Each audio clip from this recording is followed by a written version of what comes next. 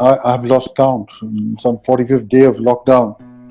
I just had a WhatsApp from some of my ship friends, and the condition of people, the mental condition of people on board is one of total uncertainty because as seafarers you have known lots of suffering, you have known delay in sign off, but you have never known that there to be an unscalable wall between you and your family. So the homesickness factor is just going out of the roof right now. Who was talking to me today, he said my wife is on one level, I am the only counsel for her, and I am myself suffering. And of course on board it doesn't help to be irritable. So we don't know what the hell is going on. Can you picture Captain Brijinder saying what might be happening right now on the ships? Yeah, I can imagine actually with so much of uncertainty, and of course with the threat of the infection looming everywhere, complete lockdown of transportation, and with no certainty of sign off, and absolutely no news is coming through. So it must be pretty harrowing on board the ship. I can imagine that being on land, we have very little information of what exactly is happening and how are we going to go to the second day from today. So on the ship, I can very well imagine being stuck in Nigeria or some remote port in Africa. So tell me exactly how did you get to speak with your friends?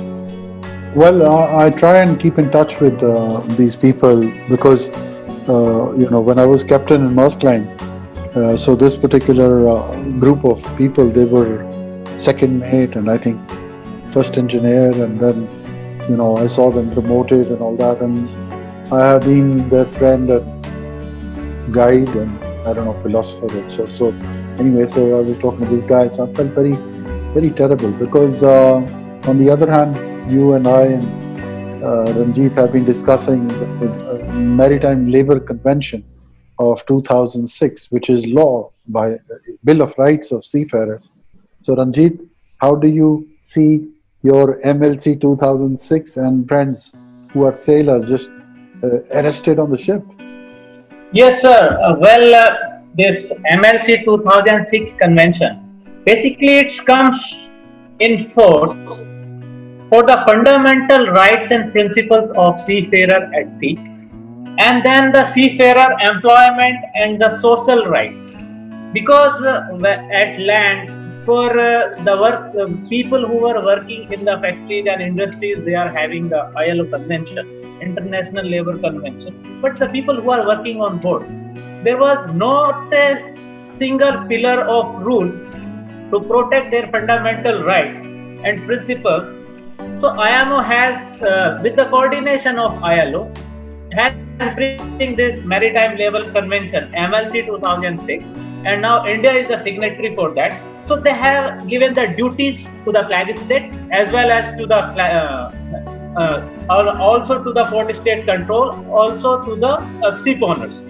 So they have given the fundamental rights and principles, seafarer employment and the social rights, and they have the minimum requirement for the seafarer to work on ships, requirement and the placement services licenses, and the most important is the condition of the employment. Before signing on, we are signing a contract. It is contract as per the owner's requirement. Whatever the owners they want, they can put their contract and the seafarer has to sign.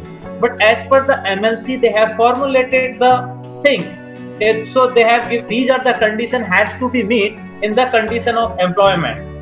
And also they have come to the what should be the minimum wages for the seafarer, and what should be the minimum rest hours, and what should be the paid leave, because the seafarer is the contractual labor working at sea. So what should be the leave wages for them? So they have calculated in MLC and they have given the guidelines to the flag state to implement. And also the repatriation, the seafarer who has been stranded or abandoned by the owner.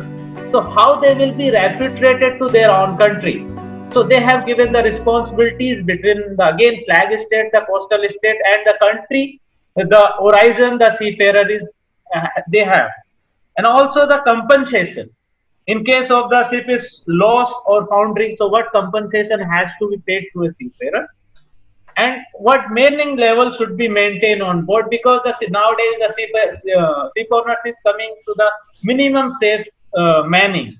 So with the minimum crew they want to operate the ship. So I am this MLC has put the guideline. Okay, my friend, this should be the minimum level of manning. More than that, you cannot reduce the seafarer.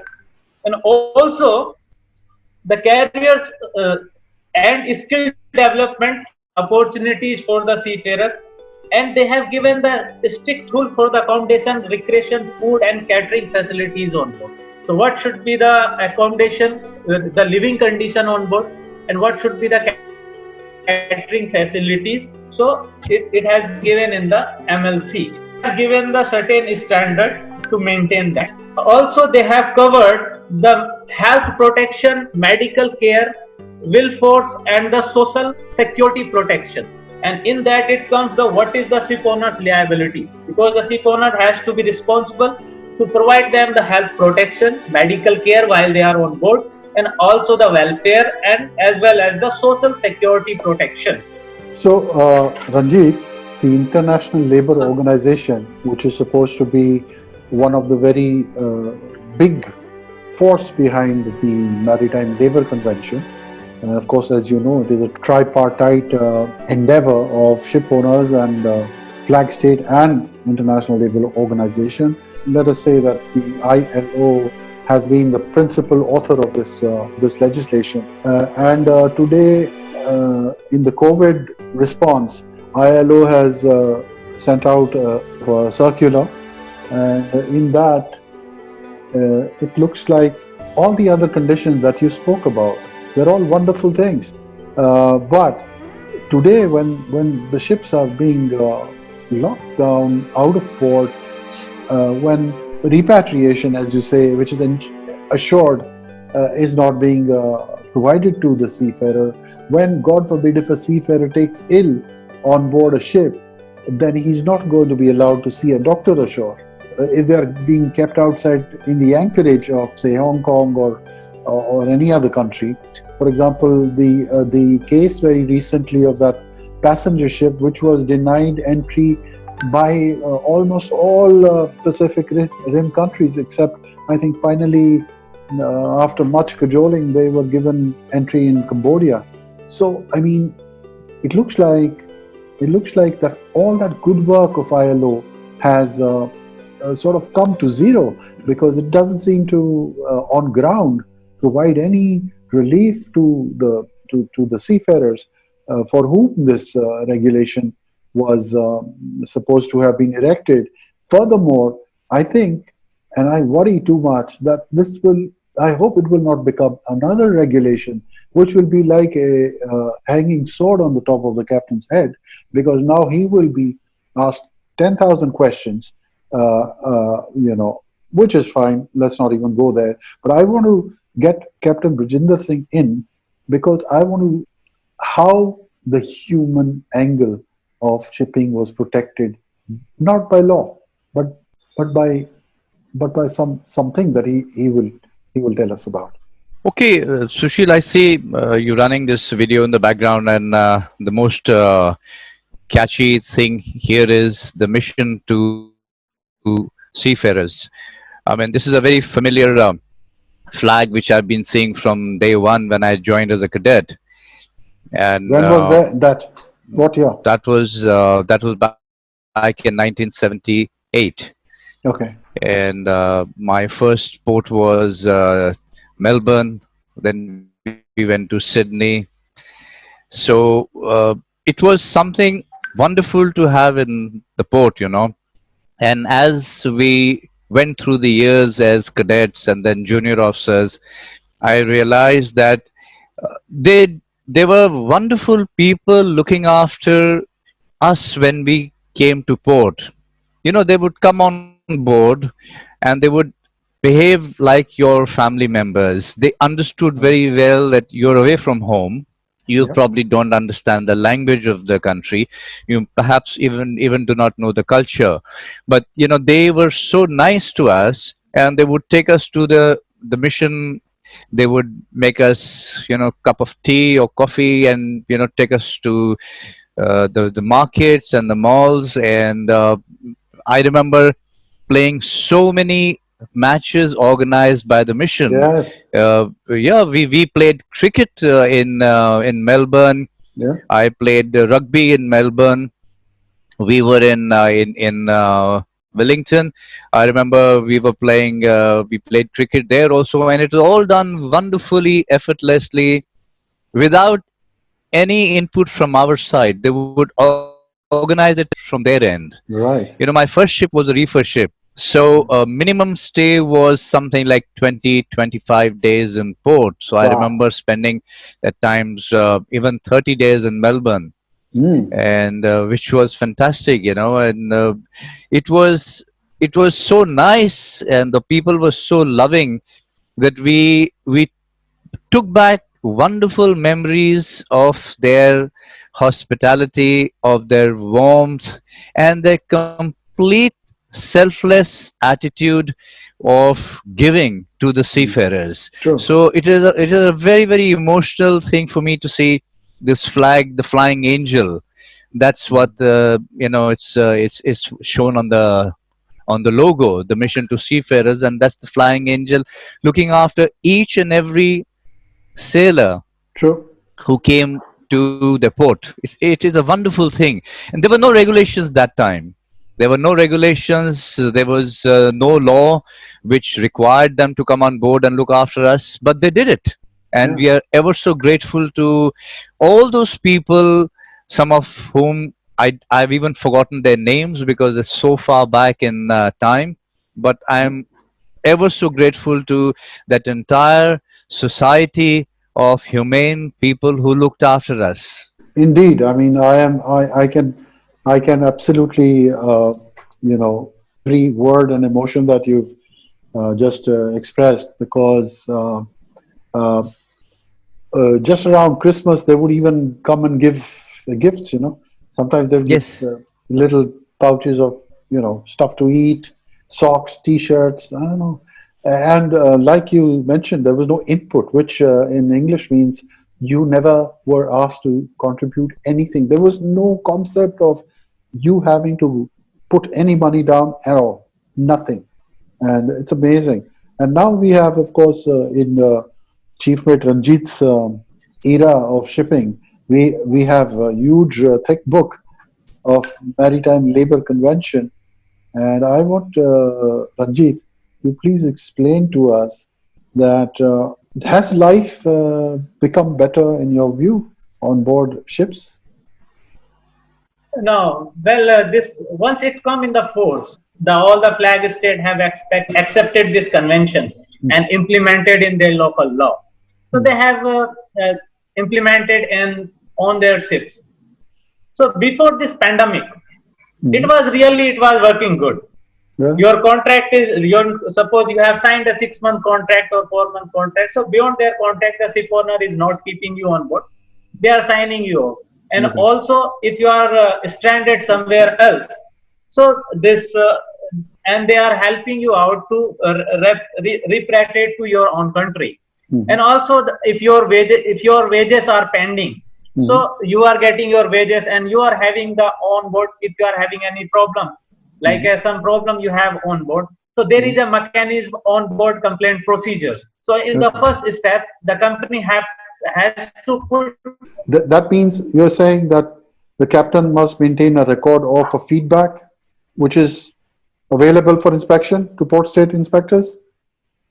exactly. The master has to maintain the record on board. The what is the And also, you have to have a placard indicating your responsibilities, which was never required before MLC came into force, right? yes, sir. What is your responsibilities and then what is your working conditions on board? The safety standard, the minimum safety standard has to be followed on board.